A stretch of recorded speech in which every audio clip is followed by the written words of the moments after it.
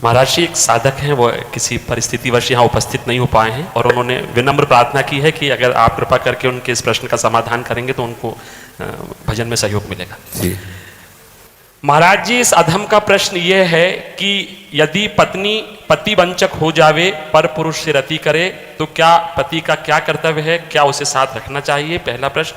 हाँ, पहले ही प्रश्न एक का जैसे अपने को पता चल जाए कि अपनी जो पत्नी है वो धर्म विरुद्ध आचरण करके पर पुरुष से रति करती है तो हमें चाहिए उसे प्यार पहले दे करके संभालना चाहिए, क्योंकि आजकल ये गलतियां साधारण स्वरूप धारण कर रही हैं। नए नए बच्चों को ना तो हम ब्रह्मचर्य के बारे में शिक्षा दे पा रहे हैं, ना हम उनको इस धर्म के बारे में शिक्षा दे पा रहे हैं।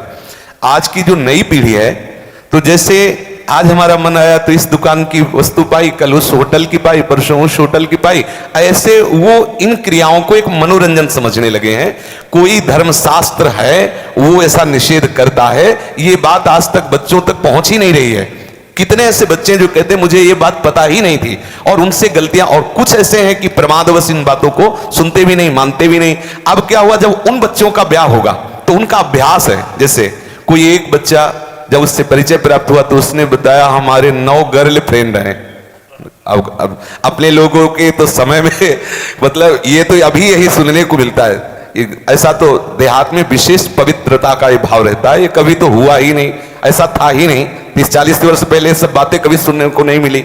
अच्छा, अब जब 9 है तो अब उनके भी कई होंगे बॉयफ्रेंड। अब उनके संबंध कैसे हैं अब ये तो हम नहीं जानते ना।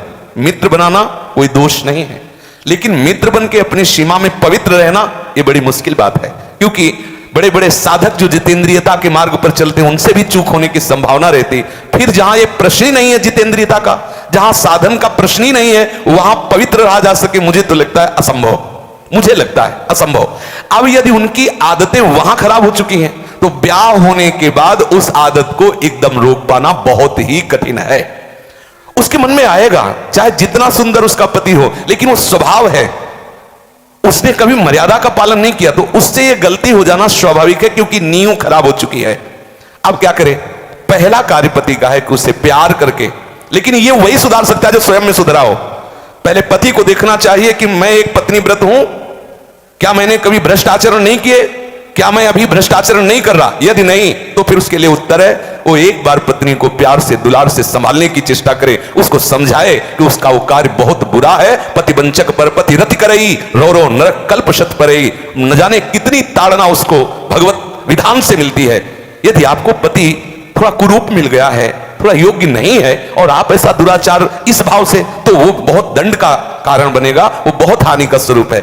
अब हमें उसके सुधार के लिए उसे प्यार देने की आवश्यकता है, उसे समझाने की आवश्यकता है, उसकी आवश्यकता को हम महत्व दें। उसे प्यार के द्वारा, ऐसा नहीं है जो अंग खराब हो जाता है हम औषधियों के द्वारा उसे पुनः ठीक करते हैं। जब ऐसी स्थिति हो जाए कि पूरे शरीर में सड़न हो तो फिर कटवा देते हैं।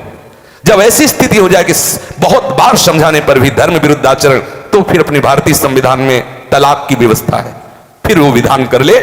मारने पीटने की जरूरत नहीं है, उसको साबित करके कि आपको बहुत बार समझाया लेकिन आप धर्म विरुद्ध आचरण करते हैं और मैं धर्म के मार्ग में चलना चाहता हूं, इसलिए हम आपको प्रणाम करते हैं, नमस्कार करते हैं, आप अपना मार्ग चयन कर लीजिए। दंड देने का विधान सरकार को है, स्वयं को नहीं। पहले प्यार के द्वारा समझाए, ना समझ में आए तो संबंध खत्म कर दे, लेकिन उसे किसी भी तरह से ऐसे प्रताड़ित ना करे जो हमारे राज्य विधान के विपरीत पड़े, जो हमारे राज्य संविधान के विपरीत पड़े। पहले प्रश्न का उत्तर।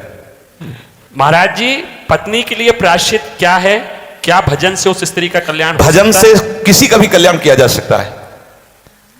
अगर वो व्यभिचारिणी पत्नी है और हमारे प्यार से वो सुधरना चाहती है तो भगवान नाम का आश्रय लेकर के उसे मार्ग में बढ़ाना चाहिए। वो निश्चित भगवत प्राप्त हो जाएगी, उसका निश्चित सुधार हो जाएगा। जब वैश्याएं भगवत प्राप्त हो गई तो वो क्यों नहीं हो सकती?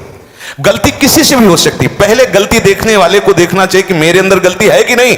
यदि नहीं है तब ये प्रश्न आता है संभालने का, यदि है तो पहले आप अपने में ब्रेक लगाइए।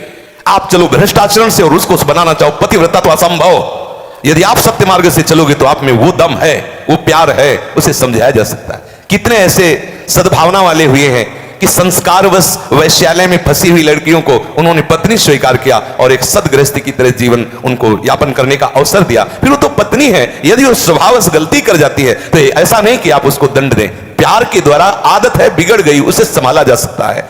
आदत से सुधार किया जा सकता है। यदि नहीं सुधरती तब त्याग का प्रश्न उठता है, फिर उसे त्याग दे देना चाहिए। दंड देने का अधिकार नहीं, कोई एक की किसी तरह भी ऐसी पत्नी को मार देना चाहिए, नहीं, ऐसा अधिकार नहीं। भारतीय संविधान में और भागवतिक संविधान में, दोनों में नहीं। त्याग कर दो। आपका संबंध नहीं बनता तो नमस्कार, आप अपने मार्ग को देखिए। हमारा आपका पाणिग्रहण संस्कार हुआ था धर्म पूर्वक चलने के लिए। यदि आप धर्म पूर्वक नहीं चलती, आप स्वीकार करो कि आपको बहुत बार समझाने पर भी फर्क नहीं पड़ा, इसलिए आप अपना मार्ग चयन कर लीजिए। ऐसा चलना चाहिए। और उद्धार तो अपिचेत दुराचारो भजते माम अनन्य भाग।